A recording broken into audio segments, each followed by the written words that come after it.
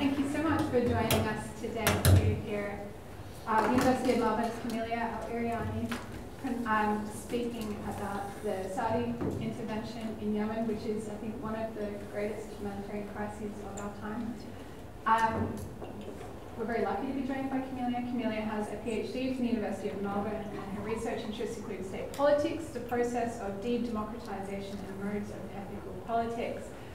Before we get started and I give the floor to Kamilia, I would like to acknowledge that we're meeting on the unceded lands of the Wurundjeri people of the Kulin nations, who are the traditional owners of the land, and we pay our respects to elders past, present, and future. Thank you.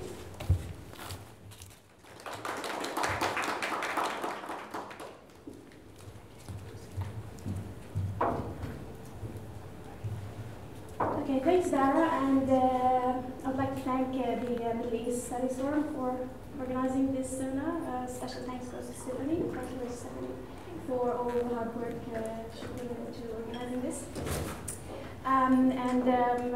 Yeah, so I'm just gonna start with a little bit kind of an introduction about Yemen.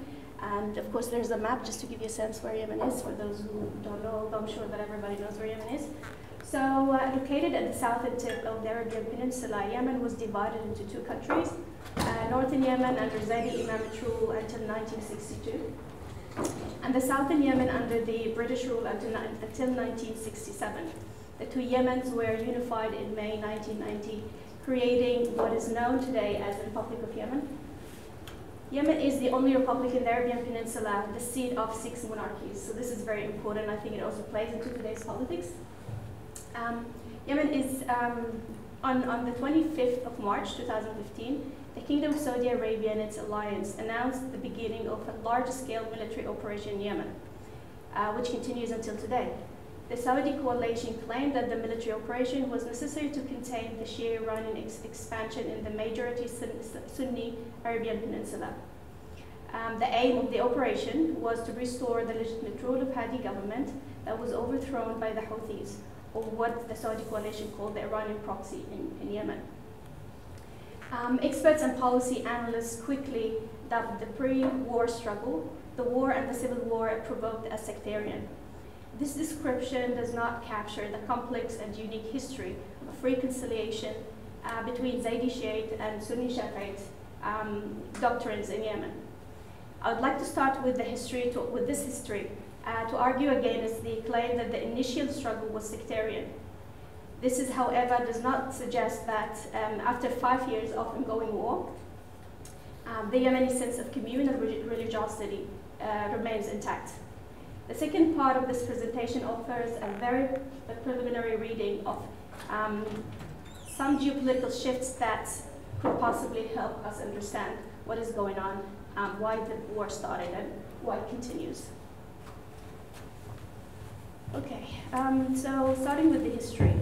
So in Revival and Reform in Islam, the legacy of Muhammad Ashokani, Bernard Haikal analyzes the historical transformation of Zaydi-Shi'it and Shafi'i Sunni traditions in Yemen. Zaydi and Shafi'i refer, so this is, we're going to go a little bit theological, but it's political theology.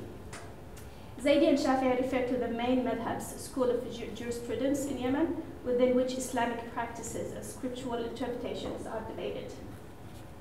Zaydiism is considered the closest Shia sect to Sunniism.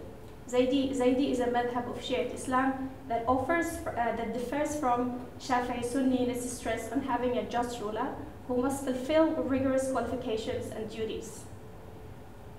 Followers of Zaydi believe that their legitimate rulers are the descendants of Hassan and Hussein bin Ali, and Ali is the most excellent of men after Prophet Muhammad. They also believe that a person who descends from the Prophet and Ali and fulfills all the requirements could become an imam. After making someone to allegiances, then rising, which is khuruj, against the legitimate rulers. Furthermore, an imam has to possess religious knowledge, piety, moral integrity, and capacity for independent judgment, which is in Arabic called ijtihad. It is very important to note that Zaydiism differs significantly from the Twelver school associated with the Islamic Republic of Iran in a number of ways, particularly in their understanding of the concept of the imamate. Zaydis accept the authority of the imams, but they consider them neither divinely ordained nor infallible. Commitment to revolution comes from an absolute commitment to the principle of Amr al-Ma'ruf wa Nahy anil Munkar, which is commanding what is just and forbidding what is wrong. In Zaydi thought, a classical Zaydi political theory following from belief in divine justice. Within Zaydi traditions, the conservative teaching of the Hadawi school, so this is very specific to Yemeni Zaydi traditions, teaching of the Hadawi school follows the Zaydi Imam al-Hadi. The al-Hadawi school asserts that Sahih Bukhari and Muslim, two authoritative sources of Sunni hadith traditions, are defective. To al-Hadi, these hadiths lack accuracy because their transmitters were hostile to Ali. Muhammad al-Shawkani, who lived between 1760 and 1834, a Zaydi Hadawi by birth, was a teacher, prolific writer, and powerful actor in Yemeni politics of his time. He was the chief judge, the judge of judges, or the Qadi al-Qada, and one of the leading advocates and practitioners of ijtihad. Ash-Shawkani was at once critical of claims seen to be part of Sunni traditions and the Zaydi Hadawi school. His criticism targeted claims within Sunni schools and were based on their self-perception that the gate of independent interpretation of ijtihad was closed. While Zaydi's traditions asserted that the gate of ijtihad had been always open, Ash-Shawkani rejected the Zaydi's form of ijtihad. His rejection was on the grounds that it was a mere opinion, drawn heavily from Mu'tazila and the teachings of their imams. He felt that its hermeneutic methods and conclusions were being imitated by scholars without reference to revealed texts. To reform and to reconcile the two traditions, he emphasized the importance of ijtihad in Zaydi's doctrine, but departed from it by making Sunni hadith as central to both Zaydi and Shafi'i. Ash-Shawkani stressed direct use of the Quran and Sunni hadith collections without mediation of the traditional legal manual, which he thought that they were rigid. And he developed a methodology based on his notion of ijtihad to be used by any qualified jurist. His methodology carried pedagogy and curriculum. He envisioned a bureaucratic order that would employ trained jurists to administer the state irrespective of a ruler's ijtihad, or imam's capacity for ijtihad qualification. In short, Ash-Shawkani, who operated within the imamate structure, liberated the endeavor of ijtihad from the persona of imams. To the jurist, he distinguished religious truth from power. Like other reformers, Ash-Shawkani saw in ijtihad the means for Muslim liberation and democratic freedom, including the freedom of expression. To him, it was through ijtihad that sectarian differences could be transcended, so to promote the unity of Muslims as well as the unity of Yemenis. Ash-Shawkani had successfully transcended the Zaydi-Shafi'i differences in Yemen, and this was marked in Yemenis' respect for and recognition of differentiated Sunni rituals. Beyond the divides of madhabs, they shared Zaydi-Shafi'i mosques and participated in each other's rituals. When Yemenis revolted against the imamate in 1962, they revolted because the imamate controlled by the Zaydi family of Hamid al-Din used religion to gain political power. And the revolution was against the family of Hamid al-Din and was not against Zaydism. So who are the Huthies, or Anasr Allah, or the Partisans of God, and what is the nature of their relationship with Iran, given that sectarianism has rarely figured in Yemeni political and cultural repertoire, at least until 2015. How did they come to symbolize a sectarian problem? The Houthis are a Zaydi-Shi'it revivalist movement centered in Sada, in northern part of Yemen and close to Saudi borders. They appeared on the scene in the 1980s. Hussein Badruddin al-Houthi, the leader of the movement and founder of al-Haq, or Truth Party, was elected as a member of parliament in 1993. However, he was killed in 2004 at the outset of the conflict between the Houthis and the Yemeni government, which led to 5 further armed conflicts known as the 6 Wars of Sada between the government and the Houthi movements. Scholars interested in this group asserted that conflict began because Hussein al-Houthi criticized the government due to what he saw as economic and political discrimination against Zaydis in Sada province. To comprehend these 6 wars of Sada, or what I personally see as the root of the 2014 conflict when the Houthis took over the capital Sana'a, one of the historical moments that we need to attend to is the 1962 Republican Revolution against the Imamate rule and how it was associated with the Republic's desire to exert control. In the 1970s, Sada, the center of Zaydi learning, witnessed an influx of Saudi-inspired institutions and preachers. The establishment of new Wahhabi institutions coincided with the Republicans' attempt to sustain the power of the new republic. The tribal Islamist Republicans and later the Saleh regime, supported by Saudis, valorized a traditional Sunni legacy and castigated aspects of Zaydi belief, particularly those associated with elitism of the imamate. These institutions were not only essential to sustain the newly configured power of the republic, but also that of the ever-present paranoia of the Saudi states that what happens in Yemen will spill over to Saudi Arabia. Important to note that during the 6 wars of Sada, the regime did not use sectarian discourse domestically to delegitimize the movement, but rather painted the Houthi struggle as an anti-republican movement that desired to bring back the Imamate rule. However, its discourse, the regime discourse with regional international powers had a sectarian bent. There has been lots of debate about the extent to which Iran has supported the Houthi. Many scholars in Yemen averred that the level of support the Houthis received from Iran in 2014 when they took over the capital city of Sana'a was exaggerated. The scope and scale of the current financial and military support between Tehran and Houthis remains inaccurate, but definitely now after 5 years of conflict, Iran is involved. But to what extent that remains unclear. And nonetheless, and as elaborated by Muhammad al-Mahfali and James Root on the influence of Iran's revolution on Houthis' rule, a preliminary reading of the structure of the Houthi regime and an examination of its discourse and imagery shows that the Houthis are in part indebted to the Islamic Republic of Iran for establishing a body of language, symbols of resistance and revolution, as well as an organizational structure to draw on. Let me now situate Yemen in a geopolitical context. I think it's time. Okay, a little bit early. Let me now situate Yemen in a geopolitical context. Yemen, so far as the U.S. foreign policy is concerned, at least until 9/11, 2001, did not matter in and of itself.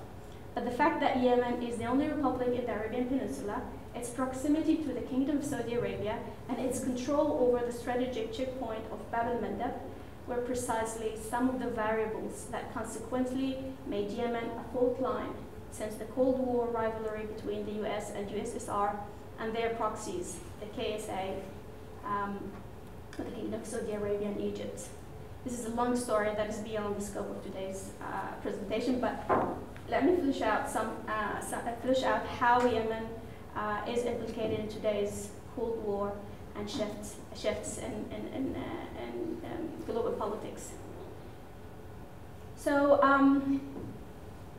these are possible shifts that I think might have kind of contributed to and sustained the war. There are a few shifts in global politics that could explain the Saudi war in Yemen. The most important was Obama's nuclear deal with Iran, a deal that outraged both Kingdom of Saudi Arabia and Israel. The second that could explain the continuation of the war is what can be loosely called Trump's doctrine and its implication on the Middle East. The third, which is connected to the latter, the rise of China as a global power and its growing relation with Russia and Iran. Okay, so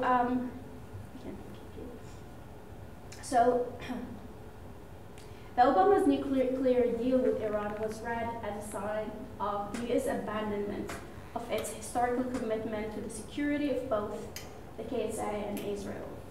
Therefore, the deal was considered a threat to their privileged status in the region, as well as Saudi's regional domination that has been historically secured by the U.S.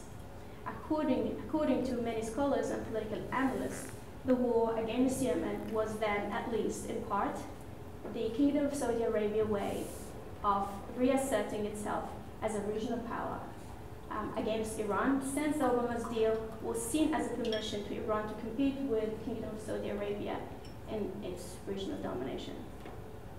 Another factor, which is partially connected to Iran's deal, but that has been given little attention, was King Salman's plan to change the line of succession, replacing the heir with his son, Mohammed bin Salman.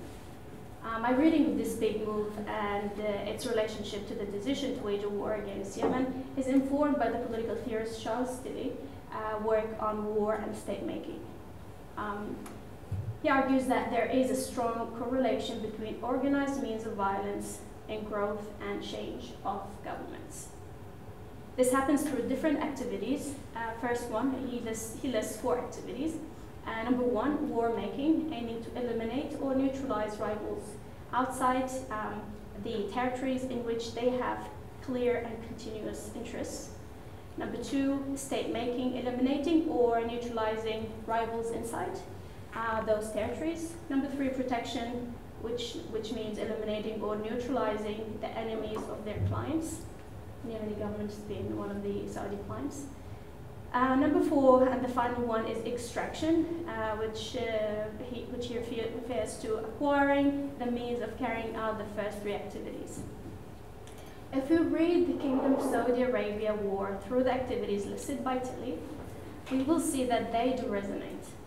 First, the Kingdom of Saudi Arabia wanted to reassert itself against an outside enemy, which is Iran. To what extent Saudis have succeeded?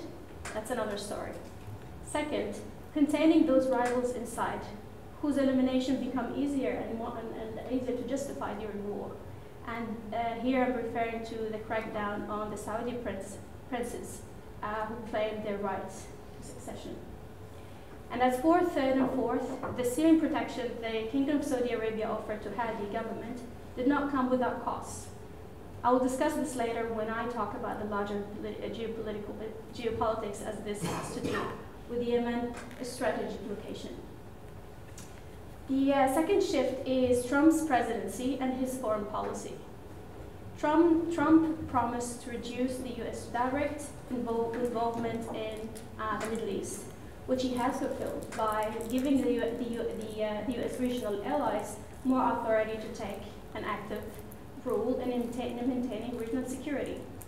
Trump has been very sympathetic and supportive of Israel, as we have seen in the last 2 years. From Trump's administration point of view, Israel with other U.S. regional allies can form the Middle East front in the struggle against the rise of China. And then we have, this is a map of the planned trades belt that China has planned to construct.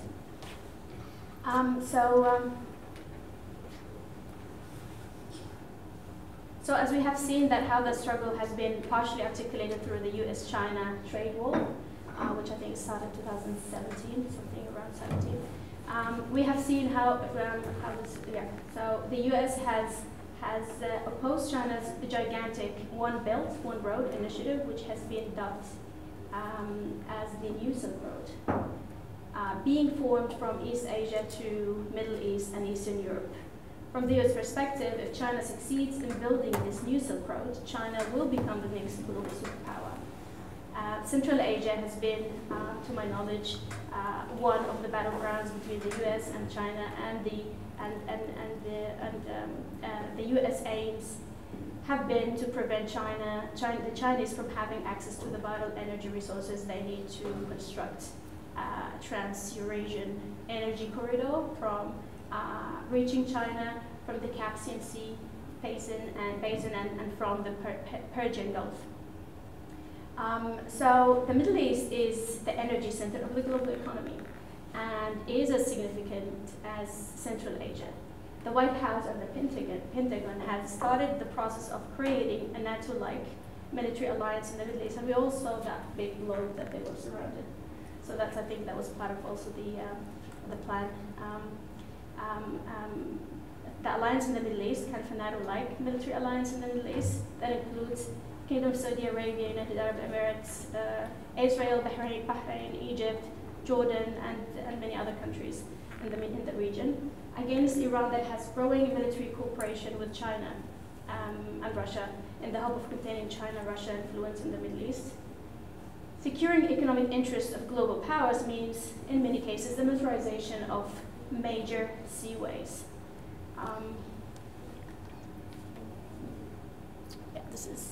I'll explain this map later. Securing economic interests of global power means, in many cases, the militarization of major seaways. Securing these waterways would be the price Yemen has to pay for the protection the Saudi coalition has ostensibly offered to Yemen. This means that Yemen has to compromise parts of its territory and ports. In 2000, and this explains this map, in 2018, the Kingdom of Saudi Arabia began constructing a pipeline in Al-Mahara province, which is this one.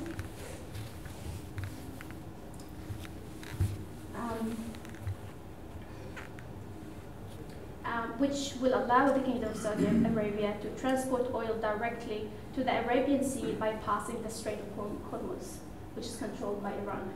In addition, this will aid the Kingdom of Saudi Arabia and Western powers to contain Iran through the takeover of some Yemeni, this is kind of repetition, and will give them full control over the most strategic and important global corridors for the transportation of energy and commerce.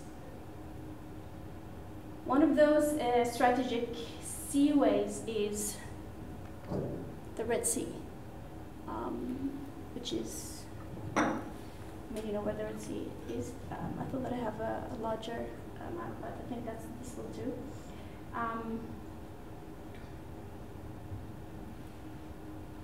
Yeah, so one of those strategic seaways is the Red Sea and Gulf of Aden that link the Mediterranean to South Asia and the Far East through the Suez Canal. So this is the Gulf of Aden.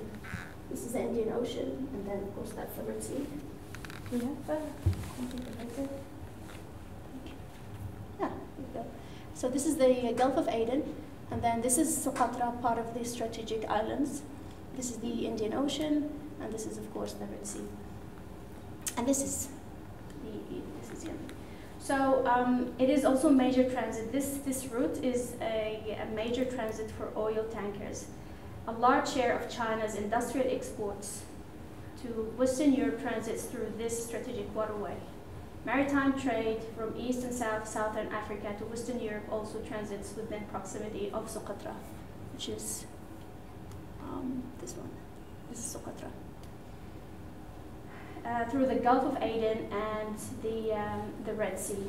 A military base in Socotra could be used to oversee the movement of vessels, including warships in and out of the Gulf of Aden. In 2010, there were some discussions with the Assad regime to install a military base in Socotra, but they ended because of the uprising. The island has been taken now by the United Arab Emirates military, part of the Saudi coalition, and established a military base on the island, seizing control of both Socotra airport and seaport. So now Socotra is, if you see the map, this map is taken from Brookings' research paper. So these are, if you see, these are all the actors Now it is a hot spot for lots of powers fighting over the control of this area. And the flags, it kind of indicates which country in which part they're stationed. So the United Arab Emirates has been actively working to control the Yemen coastlines, including a series of port cities and island outposts such as Aden, Mocha, Mukalla, and Preem. A battle over control of Yemen's port city Hodeida also remains a central element of the war. The United Arab Emirates has already worked towards controlling seaports in the Horn of Africa, which also coincided with the China commercial and economic expansion in the Horn, as well as the Red Sea, where many global powers have interest. I think I would hear if you sides to ask questions. Thank you so much for that really interesting presentation, and there's so much complexity in Yemen. I'm sure I've got a million questions. Like to start? I just want to ask about the flags. Are they military bases over there? You said the UAE took over Socotra. Yes. So did they also took over Aden's port and Djibouti and those areas as well? Sorry. So military bases, basically. With what I know about the United Arab Emirates, they are military bases. Although they had some disagreement with some of the leaders in Africa, but in Yemeni kind of territory, those are already military bases that are under the control of the coalition and the United Arab Emirates, which is part of the coalition. And the African countries, are they like in collaboration? They have these military settings, or is it taken over? Well, at the beginning, the United Arab Emirates, when they started striking Yemen, they had some military bases in Africa, but I think 2 years ago they had some conflict and disagreement. So Emirates had to pull out at least part of their military bases and equipment from Africa. But here also is talking not just about military, but of course because some of them have got some kind of just stationed forces, but not full-fledged military stations. But it's mostly also indicates the trade and economic interests and the economic political presence of these forces, these powers. What if Dubai Corporation has taken over some of these ports? Is that right? Dubai ports. Yes, yeah. But they had some disagreement recently the last couple of years. I don't know. I haven't followed fully, but I know that there has been some conflict. Yeah. Thank you very much for the presentation. I have 2 quick questions. Number one is how Oman reacted to this conflict, because we know Kuwait, United Arab Emirates, and Bahrain basically with Saudi. But I would like to know if you know something about Oman, especially with the new Sultan. I think. Second question is, last year, we had some rumors about the disagreement between United Arab Emirates and Saudi Arabia in the approach now. Is it true, or do you know? Yeah, I mean, there is, I'll attend to the first question first, but Oman has been quite very neutral and has been trying to mediate between, the different actors involved in Yemen. But recently with the death of Sultan Qais bin Said, I don't know how the dynamic is going to move, but I know that Sultanate Oman is one of the countries is really opposing Saudi's extension of pipelines through Al-Mahra, because Al-Mahra unofficially is an attachment to Oman. Even people speak the same dialect. They have lots of cooperation, economic and cultural cooperation, and similarities as well. So Oman has been one of the most kind of neutral forces in the region and tried to kind of mediate the conflict. To what extent they're powerful and their mediation is effective, I don't know. But I know that they might stand their ground when it comes to the pipelines, because it means that they're kind of crossing the boundaries between what Oman thinks it's territory of kind of influence. About the second question about Saudi and Emirati conflict, this is a very, very complex kind of struggle, because Emirates is supporting the southern secessionist movement, Emirates has got a specific agenda which might not actually follow Saudi's agenda, because the Saudis are still trying to kind of show some kind of support to the Hadi government, which is, when we talk about Hadi government, means that they're in the picture of the war itself is to protect a unified country. Emirates doesn't want a unified country. The Emirates is working towards dividing the country again to what they were, southern and northern.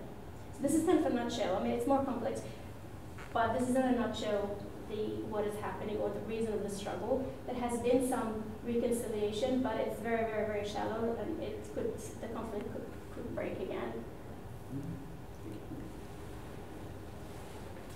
Thank you. So Saudi Arabia has this international coalition of militaries fighting in Yemen. What's its current status? Because the international media is not reporting much about that. Well, are they still active, and whether this UAE factor is going to affect that as well? Well, it's still ongoing. It's still ongoing, and it hasn't stopped. Probably the intensity of airstrikes have stopped, but the conflict is still ongoing. There has been over the years kind of rumors about meeting for, kind of to have talks with the Huthies, but then it seems like the Saudi Arabia so far is no interest in ending the war, because they always put very hard kind of conditions. You cannot, because Houthis now, for good or bad, they're there. You cannot eliminate them. They're political. They have to be included as political partners, and they have to form a government with the Hadi government. They have to be part of the new government, transitional government. So as far as I know, that whatever talks that the Houthis have had with the Saudi coalition is continue to reach dead ends without any solution. The operation still continues. There is kind of little, of course, there is lots of struggle within the coalition themselves, particularly the Saudis and the Emiratis. And yeah, there is all these kind of working with lots of groups on the ground. How would you respond to the proposition that the sectarian motivation behind the Saudi intervention in Yemen is a little bit overblown, and the real motive is that the hostile outlook that the Saudis have against the Arab Spring? So it's like a similar thing to what Russia and England had against the French Revolution back in 1789. So they are doing exactly the same thing with loads of power in Egypt and Libya now with military power, actually, because of the Saudi support to the General Haftar. So how do you respond to this? I mean, it's not possibly inherently a sectarian conflict as much as like a panic from the Saudi monarchy and UAE that this Arab Spring thing might at some point spread to their borders. Yep, yeah. Well, this is definitely this is probably, I would say, 80% of Saudi paranoia, which goes back to 1962, because Yemen is the only republic, and the southern Yemen, after the independence from the British colonialism, it has actually the most radical communist regime in the entire Arab world. So they wanted to export revolution to Saudi Arabia, and they could have succeeded because they had their own contact on the ground with the Marxists in Saudi Arabia and the Gulf at large. But of course they had to contain it, and in collaboration with the northern regime. And when they unified, the southern regime has been already weakened because also of the collapse of the USSR. What happened in 2011, it was just the same. Saudis intervened through the Gulf Cooperation Council initiative. They brought Saleh, they recycled Saleh, the regime back to make sure that they've got someone they can rely on. But that kind of fight backfired because Saleh was so angry and he collaborated with Houthis. But it's definitely 80% of Saudi's paranoia is that whatever happens in Yemen, it will spill over. And especially because Yemen is the only republic so far in the entire peninsula. Neil, a question? Quick question, a bit too early. What do you think is the impact of the killing of Hassan Soleimani on the Syrian conflict? Whether it is having any tangible impact on the ability of Iran to maintain the relationship it had with the Houthis in Yemen? Look, I mean, I don't have any specific details about what extent he was involved in training Houthis on the ground, but I know that Houthis usually, they borrow lots of kind of discourse from Iran. So they think that that will give them kind of some legitimacy. And here I'm talking really out of the top of my head because I have no certain knowledge about the nature of collaboration between Houthis with particular contact with Soleimani. But I know that Houthis usually kind of show solidarity with Iran, and they borrow some of Iran's discourse. But yeah, I'm not sure to what extent that will affect. The point, thank you very much, it was a great paper, thank you for coming and for delivering this. As I'm listening to you in your presentation, the point that I'm taking away is that what you're centrally arguing is that there's much more to the Yemen conflict than the sort of sectarian dimension. Yes. And you're showing these sort of geostrategic things, China's Silk Road and pipelines and so on. My question is, well, I don't disagree with anything that you're saying. Firstly, I think that's fairly well established, both in the Yemen conflict but also in other sectarian conflicts. That sectarianism is a vehicle you can use. I think it's incredibly hard to mobilise people to fight in a war for a pipeline. You know what I mean? Yeah. No one's going to war for a pipeline. Absolutely. So people will go to war in this kind of apocalyptic struggle between sects that last 1,500 years. So the question then is, there's kind of, the geopolitical realities never go away, they're never going to change, there's always going to be these kind of geopolitical dimensions, but you can't mobilise, you can't mobilise actors around these kind of questions. So, in order to engage in this kind of struggle, this kind of picture that you're mapping out here, one needs this kind of mobilisation frame, this idea of this sectarian battle. And so it might be true that that's not the only thing motivating the actors involved, but for the people engaged, for the people fighting on the ground in Sana'a or in Aden or wherever, do they really care about the pipelines? Do they really care about the sort of broader geopolitical dimensions? Do they really care about China's Silk Road and its relationship to Iran? So I sort of think that if you're going to sketch out this kind of, there's more to it, one also needs to kind of counterbalance that with the actual sort of motives and realities on the ground of the people engaged in the battle. Otherwise, we're reducing very complex political phenomena and very complex conflicts down to whether or not Saudi Arabia wants to build a pipeline or whether or not China's expanding into Central Asia. I mean, that seems very secondary in a sense to the actual war being fought on the ground. So I'm wondering in this paper how you're walking that line between saying, well, there's more to it than sectarianism, it's geopolitical, but then how, the geopolitical doesn't tell us much about how people are mobilised and how they're engaged and why the conflict has lasted so long and been such a problem. Yeah. I mean, the way the conflict was mobilised within the country itself, of course, I mean, if you talk to any Yemeni in the street, ordinary person, and you ask them about, their opinion about Saudi Arabia, there are two things they will tell you. It's a good place to make money, but they hate Saudi Arabia and the House of Saud. Why? Because they know that they have done the best in first making sure that the country is never gonna become independent, because Yemen is seen as the backyard of Saudi Arabia. So Yemen has been always controlled by Saudi government. And Yemeni labor goes back and forth, of course, so we're not going to talk here about the bad treatment that they receive when they're there, about kafala and all these kind of things. So, and when the uprising of 2011 happened, there were many people who had faith in it.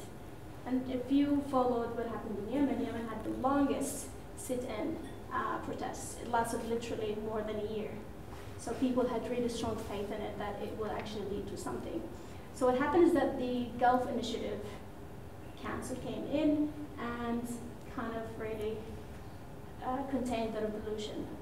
So what the Houthis did initially is that, and there was that sentiment that the government is corrupt, Saleh regime was corrupt, the transitional government is corrupt, Hadi is useless. So what Houthis did, they touched on these sentiments.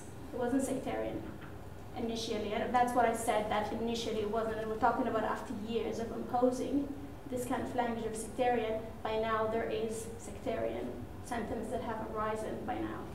But what Houthis did to mobilize people is that they touched on these kind of, used these sentiments about how Saudis have always, the history is that how Saudis kind of supported the civil war in 1994, how they treat the Yemeni labor in Yemen, and this is a very well-known kind of undocumented facts, and also how they contained the revolution that they believed that it was pregnant with possibilities, and instead of removing Saleh government completely, they brought him back.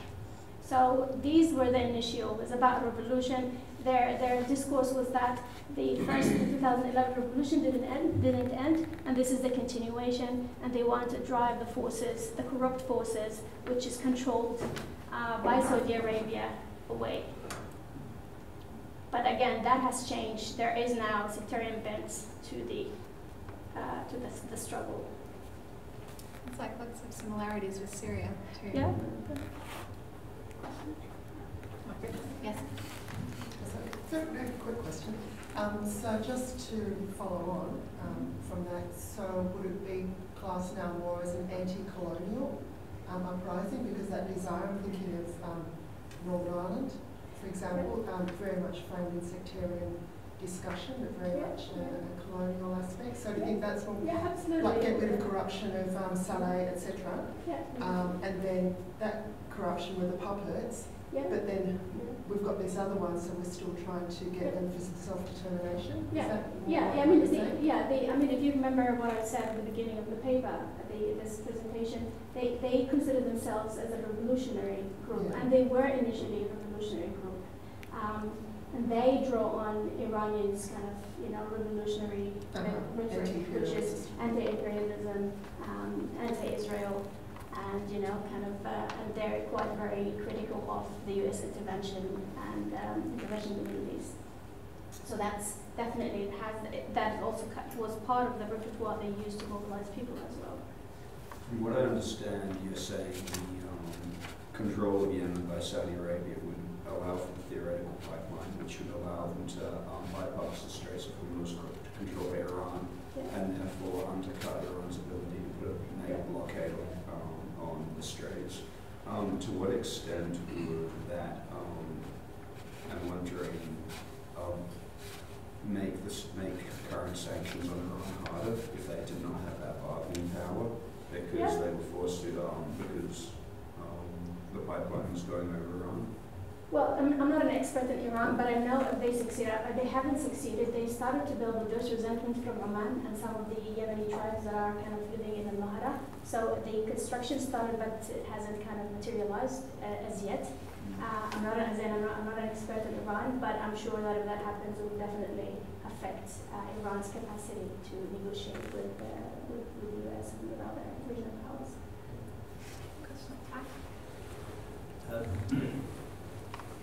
Late last year, I think we heard the news that Mohammed bin Zayed and Mohammed bin Salman met with Hizb al-Islah in Yemen. Yes. Islah Party. Yes. And I haven't heard after that whether there is some collaboration between. So my question is, do you think Islah Party will have some influence in the future of this uprising? Well, I think a big part of the conflict between Emirates and Saudi Arabia is that the Saudi Arabia has still got some commitment to Islah, because Islah has been a very powerful political actor since the 1962 revolution. I mean, they started as a part of the traditional kind of tribal force that established, structured the republic. So it's one of the very few political kind of Islam which is very well established. So Saudi Arabia is still hesitant in letting go of them, because also they've engaged in lots of a struggle in Yemen, and they know the Yemeni politics through and through. So they are a considerable power and the ground. Emirates is extremely hostile to them. They don't want them part of the transitional government. They want to kind of follow something similar more to like Egyptian kind of model, which is no Islamist in the government at all. Political Islam, which is political Islam.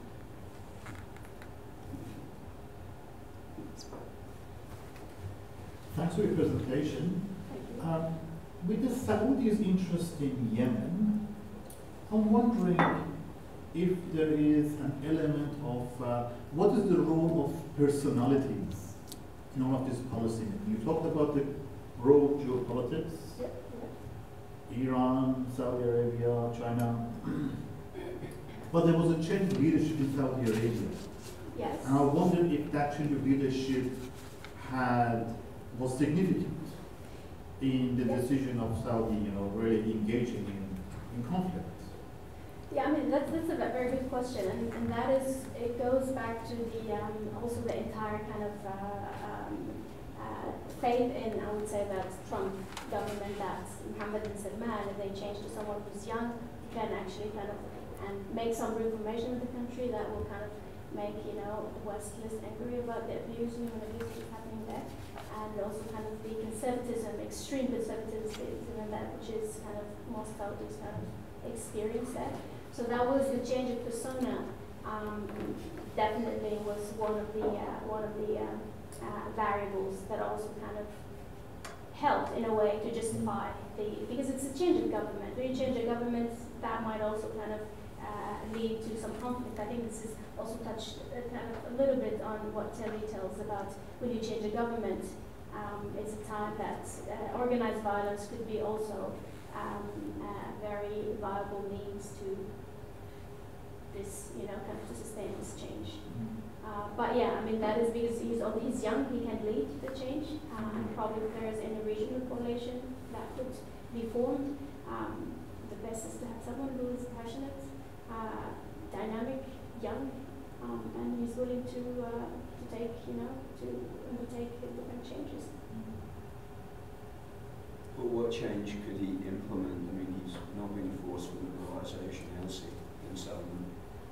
Well, there are a few changes now happening. Now, they kind of, I mean, of course, from a liberal perspective, they might be kind of, quite very bogus changes, but they have been seen as, changes like women now have got more freedom to travel, to drive. They can travel without mahram. Because I'm talking about extremely conservative society. Now there is lots of, clubs. So there is, I mean, it is kind of the changes in terms of consumerism, basically, culture of consumerism, but in terms of liberal democracy, of course, it hasn't happened because this is one, if there's democracy, it means that there's a big possibility the House of Sword is going to go, and this is not, it's not going to be sustainable for U.S. interests in the region. Sorry, just following from that, but also presumably not just change internally in Saudi Arabia, but change externally in the sense of a new vision of where Saudi Arabia is, or should be, and the role it should play in the region, more robust against Iran, right? Yeah. So, and also the persona here becomes very important, especially with new generation of Saudis who are very agitated. They feel that there are very less economic opportunities, there is less liberties. So bringing a new young leader that might also kind of pacify these agitation as well. Thank you. I was just wondering about Turkey's role in this. Turkey had a very active role in Syria for all the obvious reasons, but what's their role in this conflict, being Erdogan promoting himself as the anti-imperial, anti-Western, anti-everything? So what's happening? What are they doing in this space? I mean, we know that there is all these kind of some sort of, especially that started in 2011, about the role of Turkey and Qatar in supporting Arab uprising that were mostly kind of in Tunisia. We saw in Tunisia and Egypt and Yemen, they were mostly kind of the winners, where the political Islam, basically, and they were largely supported by these powers. So what happens that in Yemen, what happened is that Zaydi, and this is also where this kind of sectarian language came into play in the international and regional politics, because Huthies were considered like Shi'it, although their Zaydiism is very close to Sunni Shafi'i, but it was seen as a Shi'i force that has taken power from Islam, which is a political Sunni Islam, right? So Turkey joined the coalition initially. I'm not sure to what extent they're still involved, but I know that after all the kind of fuss that happened between the Gulf Cooperation Council's country and they applied sanction on Qatar, Qatar withdrew, and I'm not sure to what extent Turkey is still, part of the coalition. So basically, Yemen is left alone to fight alone and be with no allies, right? Because at the moment it doesn't seem that there's But there is the Saudi Arabia and I mean, Saudi Arabia is kind of the major force, but also Emirates as well. Morocco started, but there were other countries, Egypt still, Israel also contributed into the initiative strikes. But yeah, the major players now is the Saudi Arabia and Emirates. I mean, if we don't want to also consider the other logistical support and weapons that these two powers are receiving from the US, from France, from the UK. Just one last thing. Okay, we've got about 30 seconds. Right, because you talked about sectarianism being promoted as the main reason. Now, Bahrain is majorly Shia. I don't know, I'm not sure what kind of Shia. Are they close to Yazidi or close to the Iranian Shias? So where do they fall in this whole chaos? I am not an expert in Bahrain. I would be probably foolish to try to answer this question. Please join me in thanking Kamilia for a fantastic presentation. Thank you.